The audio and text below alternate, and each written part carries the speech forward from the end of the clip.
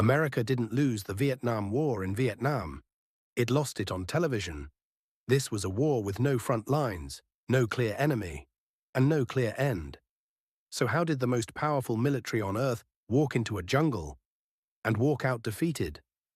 After World War II, the world fractured into two ideologies, capitalism and communism. American leaders feared one idea above all others.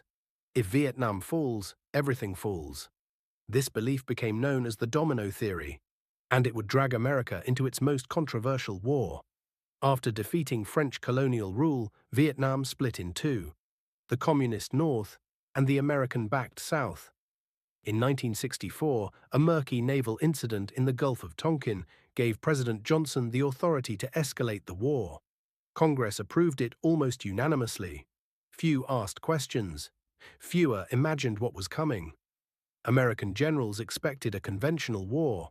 What they found was something else entirely. The enemy hid underground, struck without warning, then vanished. Villages weren't safe, roads weren't safe, even victory became impossible to measure. The jungle wasn't just terrain, it was the enemy. To defeat an invisible enemy, America unleashed visible destruction. Napalm burned forests and villages alive. Agent Orange poisoned the land and the people long after the war ended.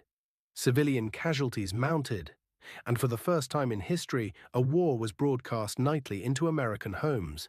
Young men were drafted to fight a war many didn't believe in. Campuses erupted, cities burned, trust in government collapsed as officials promised victory, while body counts rose. Vietnam didn't just divide a battlefield, it divided America itself. Last Americans as South Vietnam collapsed. The war was over, but its consequences were only beginning. It proved that military power means nothing without purpose and public trust. Vietnam didn't just end a war, it ended an illusion.